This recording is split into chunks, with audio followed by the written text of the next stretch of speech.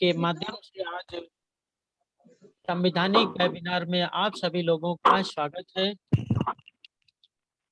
आज की इस संवैधानिक वेबिनार की अध्यक्षता कर रहे माननीय तुलसीराम लंगी जी और संचालन कर रहे माननीय अशोक जी और राष्ट्रीय बौद्ध महासभा के संस्थापक माननीय धर्म प्रकाश भारती जी, पूर्व एमएलसी, राष्ट्रीय बौद्ध महासभा के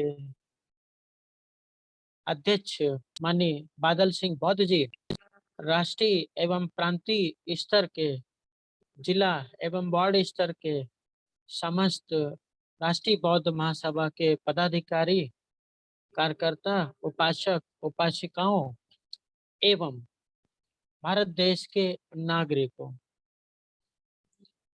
जैसा कि मैं हर मीटिंग में अपना डिक्लेरेशन आप लोग के सामने रखता हूं और आज तकनीकी कारणों से जो है लैपटॉप में मैं काफ़ी प्रयास करता रहा कि ये खुल जाए, लेकिन नहीं हो पाया और फिर आखिरी में जो है एंटीवायरस कुछ ऐसा है जिसकी वजह से फाइलें या वायरस है तो दिक्कत हो रही है। तो जो है मैं R C Dhiman, assistant professor, BSSD college Kanpur, हर वेबिनार में डिक्लेरेशन करता हूँ। डिक्लेरेशन इस बात का कि मैं भारत के संविधान के अंतर्गत वर्णित उपबंधों, अनुच्छेदों, नियम, कायदे पर विश्वास रखता हूँ। समता, स्वतंत्रता, बंधुता और राष्ट्र की एकता, अखंडता को सुनिश्चित करने वाले मूल्यों का समर्थन करता हूँ। धर्म, मूल, वंश, जाति, जन्म स्थान इत्यादि पर, और उसमें एक चीज और जोड़ते हैं, लिंग। तो धर्म, मूल, वंश, जाति, जन्म स्थान, लिंग इत्यादि के आधार पर जो विभेद भारत देश के अंदर या दुनिया के अंदर कहीं पर भी किसी कोने में होता है तो मैं उसका समर्थन नहीं करता। विभेद से आशय है डिस्क्रिमिनेशन। तो और न ही मैं किसी प्रकार के किसी राजनीतिक विचार का समर्थन या विरोध करता। भारत के संविधान का महत्व देखते हुए भारत के संविधान के एक एक जो है अनुच्छेदों का ज्ञान भारत के नागरिकों को होना चाहिए। यह भावना जब मेरे मन मस्तिष्क के अंदर आई तो मुझे जो है लगा कि संविधान के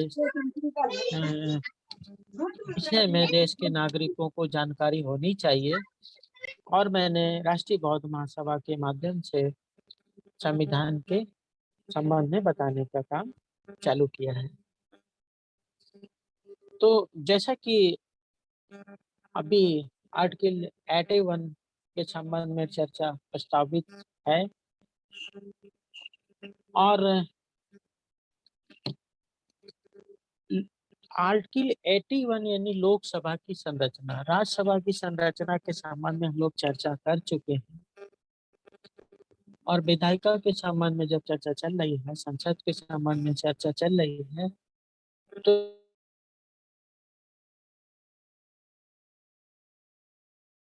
लेक्चर बता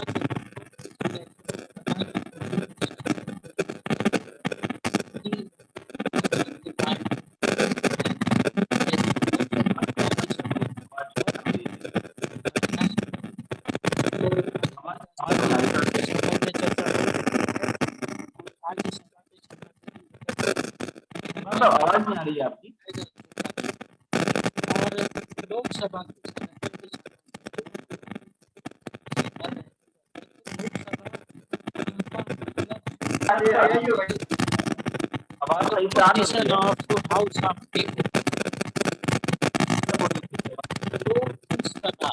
सबसे पहले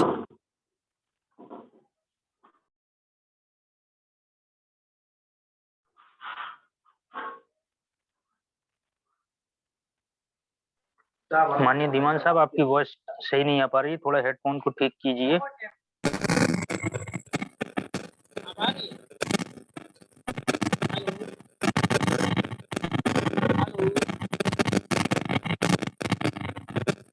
रही है, अभी नहीं आ रही थोड़ी आवाज, थोड़ा सा आ रही है, घबराहट आ रही है। वाइब्रेट हो रही है। हाँ अभी ठीक है, अभी ठीक है। हाँ सर बोलिए। हेलो, हाँ अब सर आ रही ठीक है। हाँ आ रही बिल्कुल है। ठीक है। ठीक है। हाँ, तो मैं बता रहा था कि जो शब्द है लोकसभा,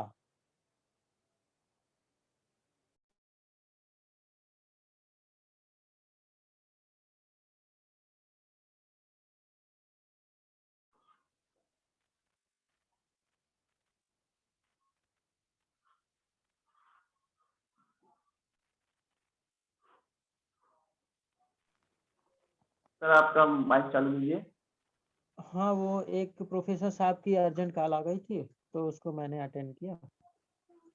लोकसभा, लोकसभा यानी कि लोग और सभा, लोगों की सभा,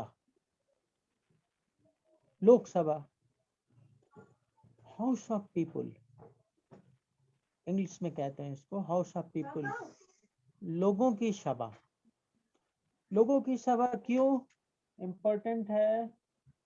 क्योंकि लोकतंत्र के अंतर्गत, मोन्टू वो चार्जर देना इसका वाला, कहाँ गया? हाँ, ये वाला निकाल दो जल्दी से। हाँ आज मीटिंग नहीं हो पा रही, वो 10% बची। टैब में कर दूँ आपकी? नहीं नहीं यहीं दो। तो एक मिनट, टेस्ट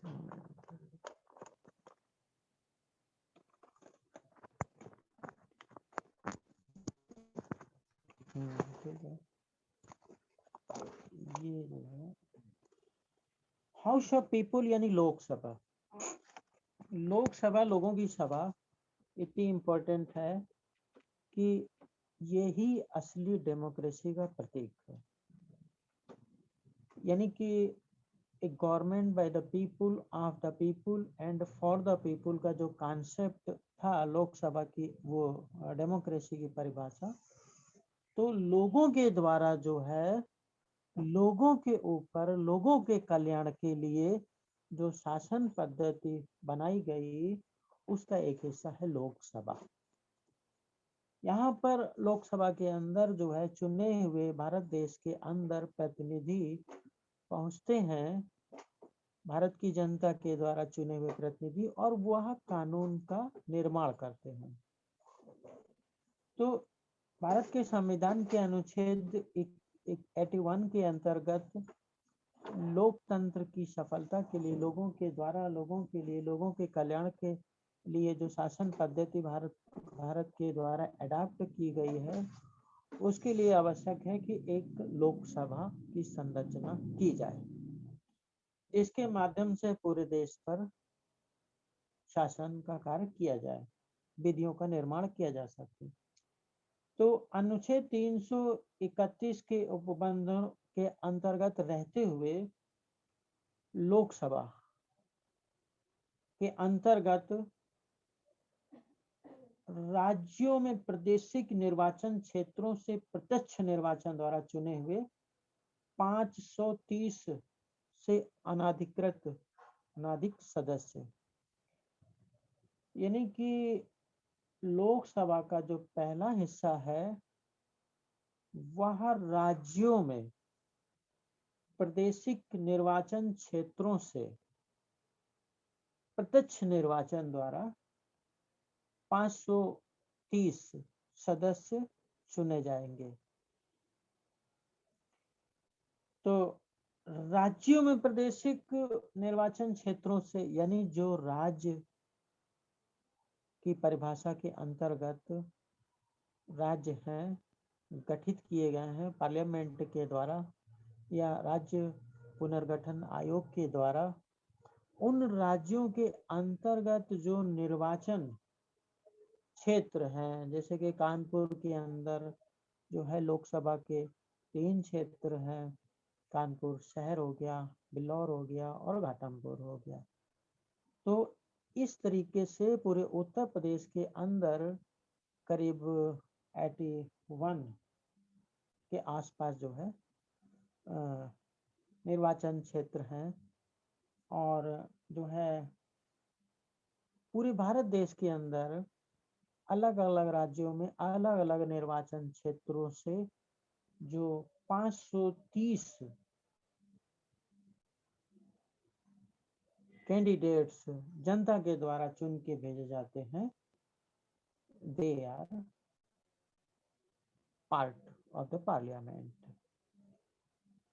संघ राज्य क्षेत्रों का प्रतिनिधित्व करने वाले, यानी कि जो भारत देश के अंदर राज्य हैं वह एक तो केंद्र शासित हैं और दूसरा राज्य वह बने हुए हैं राज्य जो है संविधान के प्रोविजंस के अनुसार। तो जो केंद्र शासित राज्य क्षेत्र हैं जिसे हम संघ राज्य क्षेत्र बोलते हैं, उनके अंतर्गत जो है ऐसी रीति से जो संसद विधि द्वारा उपबंधित करे चुने हुए 20 से अनाधिक सदस्य, यानी 20 सदस्य जो है जो केंद्र शासित राज्य हैं उनसे बने हुए मेंबर्स संसद का पार्ट है। ये जो राज्यों के अंतर्गत चुने हुए निर्वाचित प्रतिनिधि हैं वो और केंद्र यानी संघ के अंतर्गत संघ राज्य क्षेत्रों के अंतर्गत चुने हुए जो 20 से अनाधिक प्रतिनिधि हैं उनको मिला करके लोकसभा होगी, संरचना होगी। पॉइंट नंबर 2 कहता है कि जो पॉइंट नंबर 1 के अंतर्गत जो पहला पॉइंट था लोकसभा से संबंधित, उसके संबंध में यह 81(2) के अंतर्गत बताया गया है कि प्रत्येक राज्य को लोकसभा में स्थानों का आवंटन ऐसी रीति से किया जाएगा कि स्थानों की संख्या से उस राज्य की जनसंख्या का अनुपात सभी राज्यों के लिए यथासाध्य एक ही हो। अर्थात जो रीति है लोकसभा में जो मेंबर्स ऑफ पार्लियामेंट के लिए जो क्षेत्र तय किए जाएंगे उसकी जो रीति होगी उसमें राइट टू इक्वालिटी का भाव होगा और राइट टू इक्वालिटी के साथ जो है जो जनसंख्या का अनुपात है वह एक महत्वपूर्ण बिंदु होगा। इसी के अंदर 2 के अंदर का पॉइंट है कि प्रत्येक राज्य को प्रादेशिक निर्वाचन क्षेत्रों में ऐसी रीति से विभाजित किया जाएगा कि प्रत्येक निर्वाचन क्षेत्र की जनसंख्या का उसको आवंटित स्थानों की संख्या से अनुपात समस्त राज्य में यथासाध्य एक ही हो। यहाँ पर भी अनुपातिक पद्धति को अडॉप्ट करने की बात कही गई है और यहाँ पर भी राइट टू इक्वालिटी की बात यहाँ पर शामिल है। अनुच्छेद 81(3) के अंतर्गत जो एक शब्द है जनसंख्या उसको बताया गया है। जनसंख्या पद से ऐसी अंतिम पूर्ववर्ती जनगणना में निश्चित की गई जनसंख्या अभिप्रेत है जिसके सुसंगत आंकड़े प्रकाशित हो गए हों।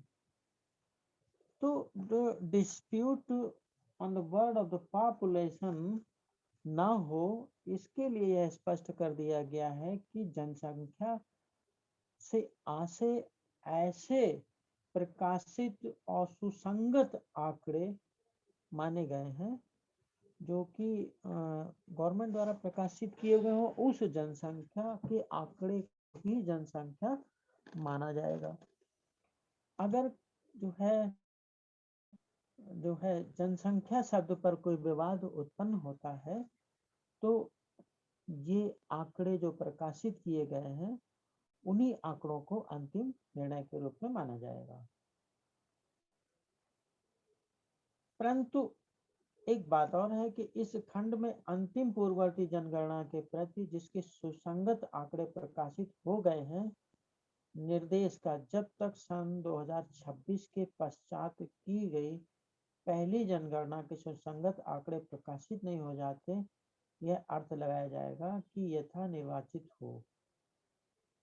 यानी कि जो 2026 में जनगणना हो और उसके आंकड़े प्रकाशित हो, उससे पूर्व जो है जो आंकड़े हैं उन आंकड़ों को ऑथेंटिक माना जाएगा और खंड 2 के उपखंड का के उद्देश्यों एवं उस खंड के परंतु के लिए जो सन 1971 की जनगणना के लिए संदर्भित है एवं खंड 2 के खा के उद्देश्यों के लिए सन 2001 की जनगणना संदर्भित है।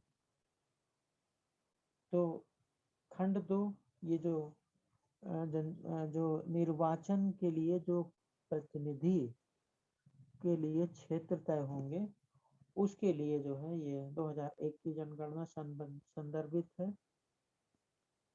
तो इस प्रकार से हम यूं कह सकते हैं कि जो लोकसभा है वह लोकसभा का गठन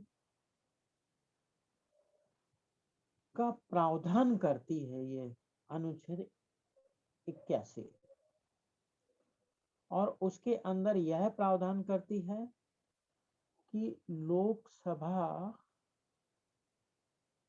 का गठन राज्यों के अंतर्गत जो प्रतिनिधित्व करने वाले निर्वाचित सदस्य हैं लोकसभा के वो और केंद्र शासित राज्यों के अंतर्गत जो निर्वाचित सदस्य हैं उनको मिला करके संसद की संरचना होगी।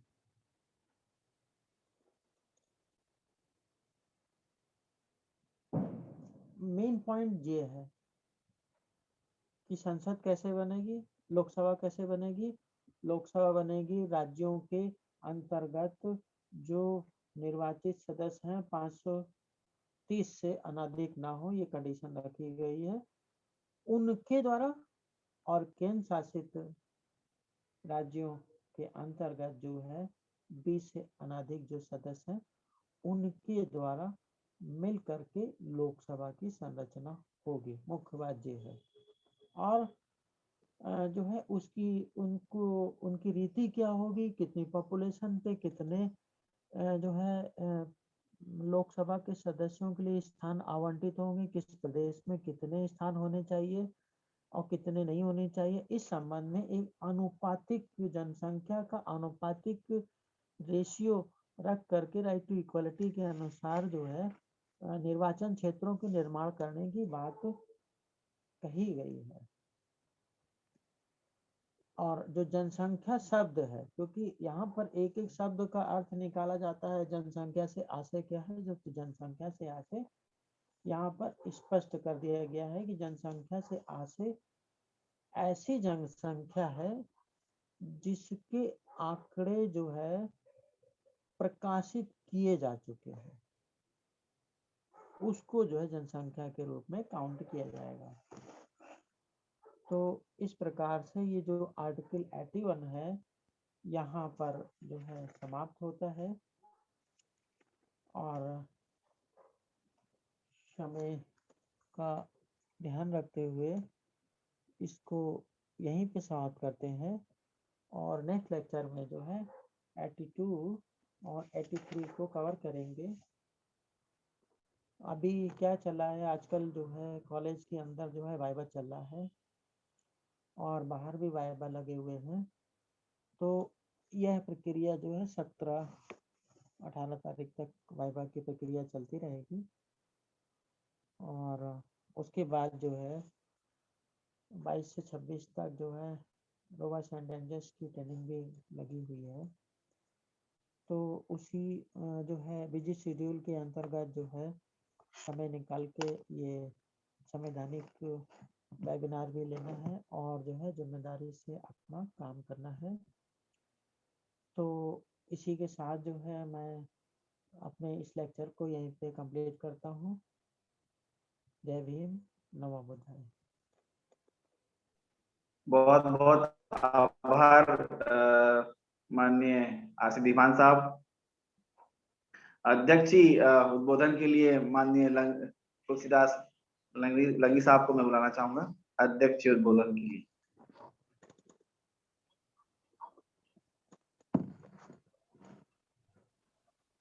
माननीय लंगी साहब का माइक।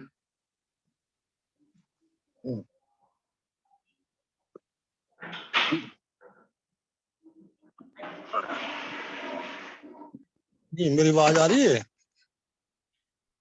आवाज आ रही है? आवाज आ रही है। हेलो। हाँ सर आ रही है। अच्छा हाँ सर आवाज आ रही है आपकी। ठीक है ठीक है। चलो बहुजन समाज में जन्म तमाम महापुरुषों को नमन करते हुए, बाबा साहब डॉक्टर अम्बेडकर और माननीय काशीनाथ साहब को नमन करते हुए, माननीय धर्म प्रकाश भारतीय जी, बहादुर सिंह बोस जी और आज के वेबिनार में जुड़े सभी साथियों को, पाठकों को मेरा नमो बुद्धाय, जय भीम। आज के कॉन्स्टिट्यूशन पर चर्चा में धारा 81 और 82 पर दीवान साहब ने खुलासा किया। मेरे सभी साथियों ने गौर से सुना होगा और ये चर्चा आगे भी जारी रहेगी और दीवान साहब हमें अपनी जो ज्ञान है संविधान के ऊपर उससे हमें अवगत आते रहेंगे और ये हमारे सबके लिए जरूरी भी है संविधान की जानकारी रखना। तो इसके लिए मैं जनाब दीवान साहब का बहुत बहुत धन्यवाद करता हूं और आपके वेबिनार में, आज के वेबिनार में जो साथी जुड़े हैं, जिन्होंने आज पार्टिसिपेट किया है, उन सबका भी आभार। और इसी तरह से मैं समझता हूँ कि खुद भी जुड़ेंगे आगे के लिए और साथियों को भी जोड़ने की कोशिश करेंगे। और मैंने पहले जो कुछ देर पहले जो मैंने बात की थी कि हमें आज जो है संविधान को रक्षा के लिए हमें खड़े होना होगा। संविधान इस वक्त जो है वो खतरे में है, क्योंकि जो देश की जिनके हाथ में बागडोर है वो काफी अरसे से इस कोशिश में है।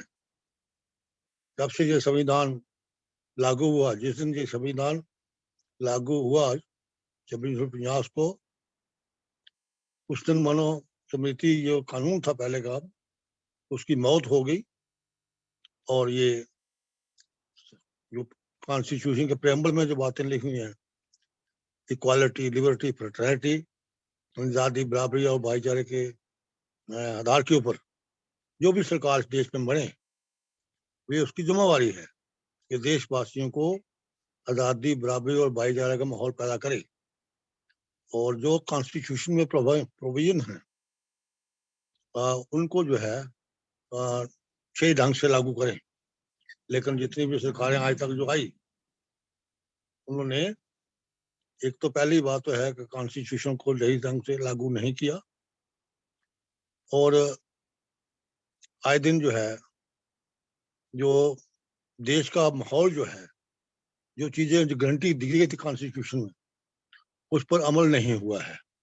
क्योंकि सत्ता जिनके हाथ में है, उनकी जो विचारधारा जो है, उनकी आइडियोलॉजी है, वो मनोवादी विचारधारा के लोग हैं।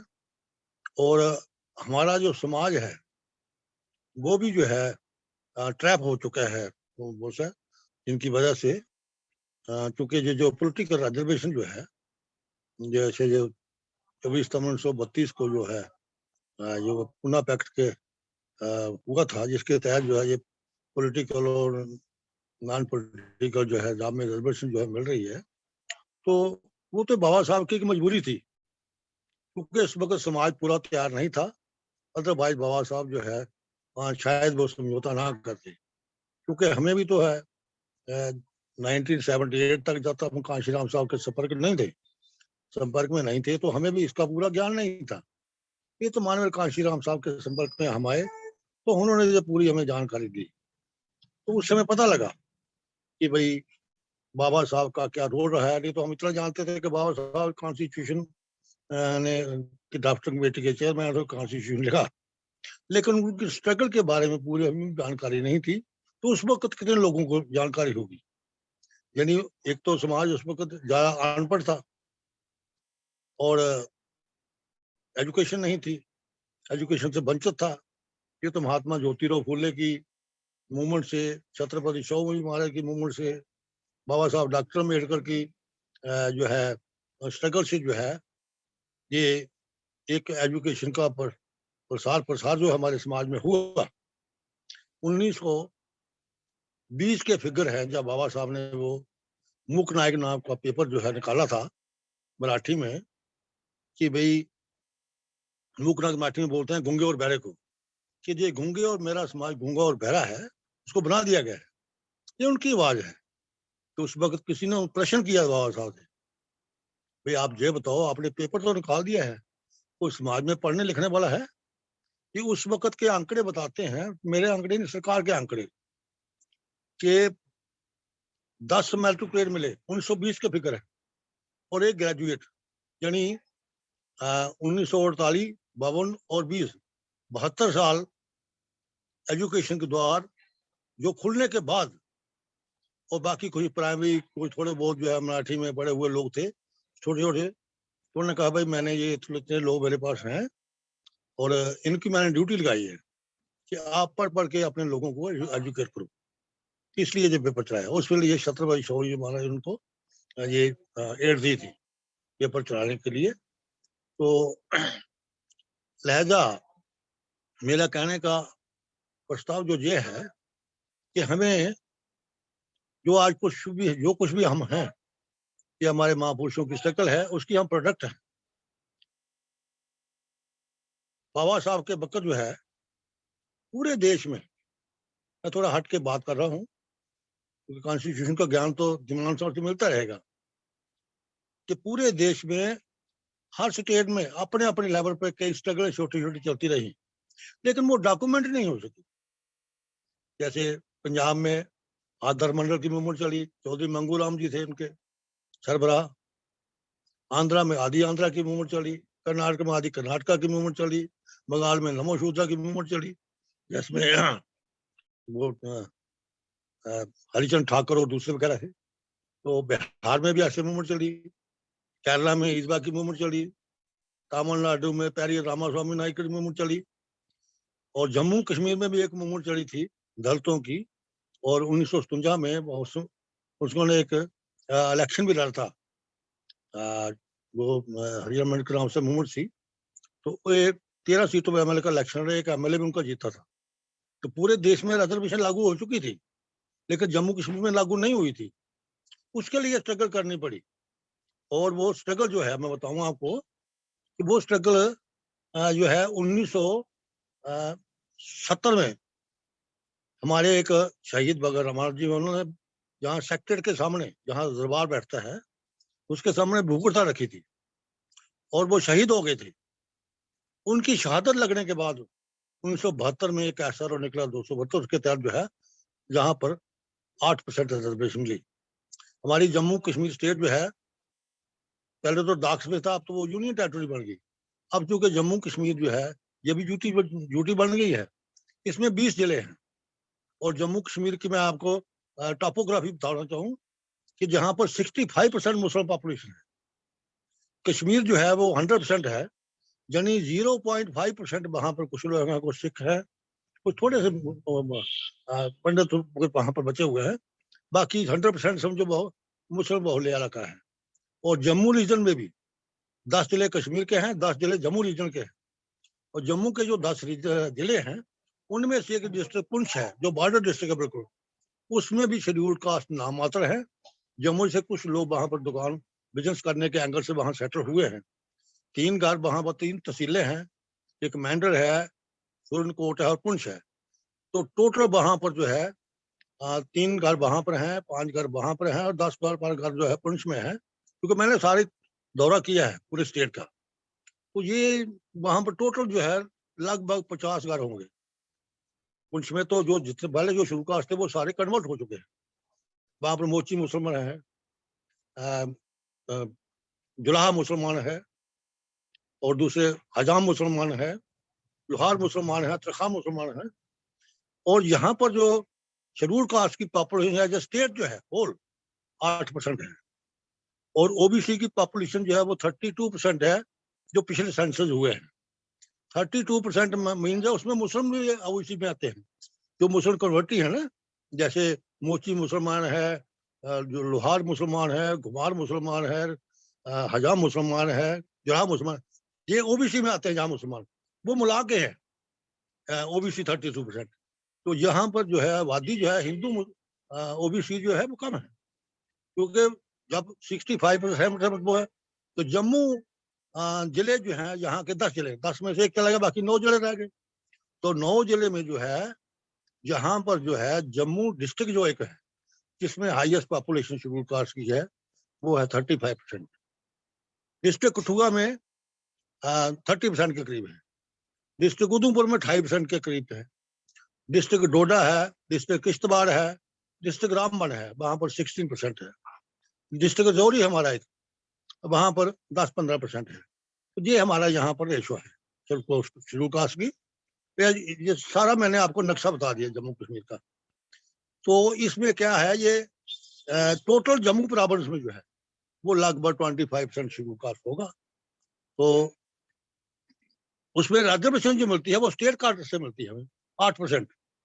अब इन्होंने जो है वो जो 8% शेड्यूल कास्ट रिजर्वेशन है वो स्टेट एज ए होल मिलती है। जब कश्मीर का डेरा भी डाल के यहाँ का कोई शेड्यूल कास्ट नहीं रहता, वहां पर फिर हमने यहाँ स्ट्रगल लड़ी थी कि जो डिस्ट्रिक्ट कार्डर की भर्ती जो है वो शेड्यूल कास्ट के लिए ओपन होनी चाहिए, वो कहीं भी बैठा किसी भी डिस्ट्रिक्ट में पढ़ाई कर रही, यहाँ नहीं है। तो फिर वो हमारी स्ट्रगल थोड़ी कामयाब हुई, तो फिर एक जो है ऑर्डर निकला कि शेड्यूल कास्ट कैंडिडेट जो है वो किसी भी डिस्ट्रिक्ट में अप्लाई कर सकते हैं। तब जाके कश्मीर के डिस्ट्रिक्ट में अप्लाई करना शुरू हुआ। तो हमारे लोगों को वहां पर डिस्ट्रिक्ट कार्डर में मिलाई 3 कार्डर हैं, एक स्टेट कार्डर होता है, एक डिविजनल कार्डर होता है, एक डिस्ट्रिक्ट कार्डर होता है। तो स्टेट कार्डर के जो एम्प्लॉय जो है उसकी ट्रांसफर तो स्टेट में कहीं भी हो सकती है, और डिविजनल कार्डर जो है जम्मू डिवीजन है, कश्मीर डिवीजन है, उनकी डिवीजन में हो सकती है। और जो डिस्ट्रिक्ट कार्डर जो है जिस डिस्ट्रिक्ट में उसकी अप्लायमेंट होगी उसी डिस्ट्रिक्ट में उसकी ट्रांसफर होगी। इसी द प्रोसीजर यहाँ के जम्मू कश्मीर का जो प्रोसीजर ये है। तो इसलिए अब जो के पंजाब की स्थिति और है, गुजरात की और है, अब तमिलनाडु में तो 70% जो है 71% के करीब रिजर्वेशन है, क्योंकि वहां पर जो है डीएमके की सरकार रही है। वहां पर 50% जो है शेड्यूल कास्ट की रिजर्वेशन, 18% शेड्यूल ट्राइब की रिजर्वेशन है, 1% कुछ और है, ऐसे करके।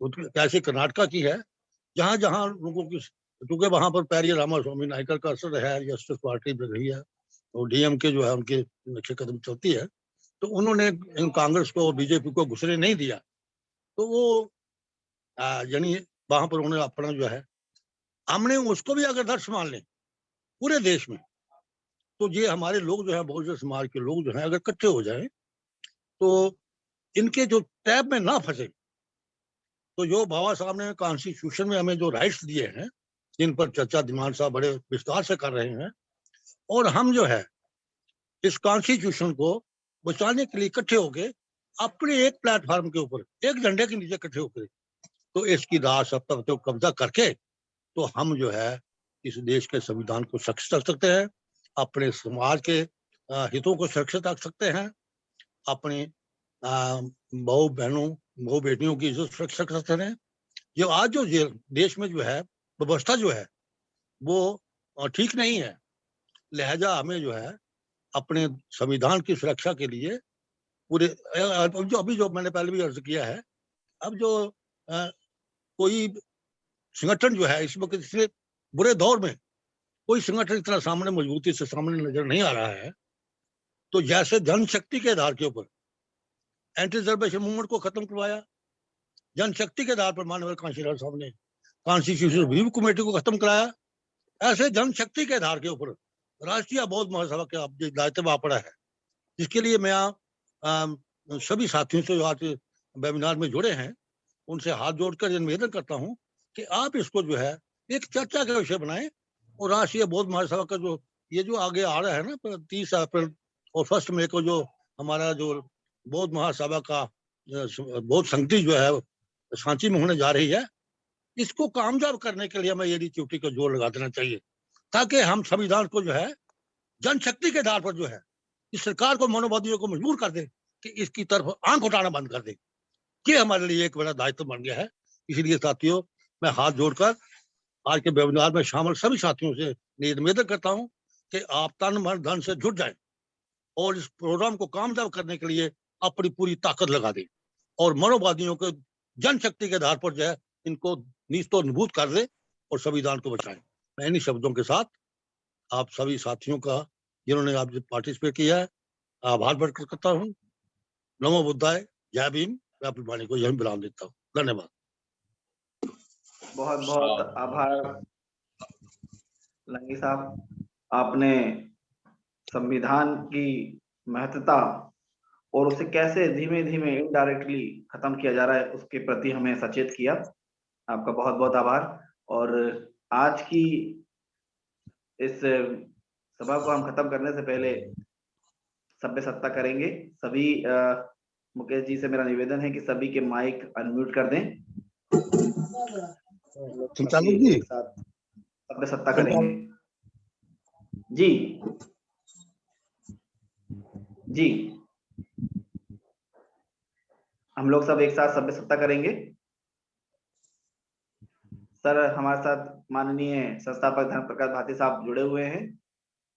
सर, आप 2 शब्द कहना चाहेंगे? नहीं, सभ्य सत्ता करा दो अब। ठीक ठीक, सबके माइक ओपन हो गए, सब लोग हाथ जोड़ लें, मन को शांत कर लें। हम लोग सामूहिक सभ्य सत्ता करेंगे। सभ्य सत्ता सुखी भवन्तु,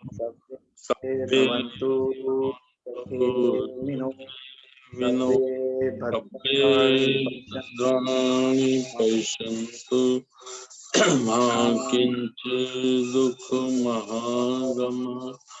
सभ्ये सत्ता सुखी भवन्तु,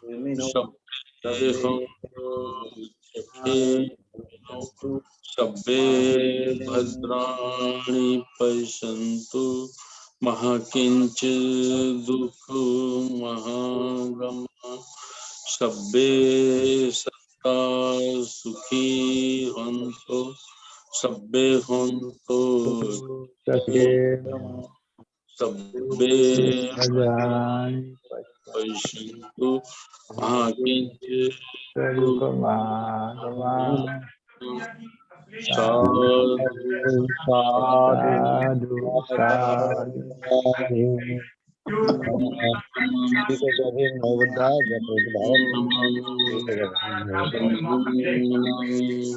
साधु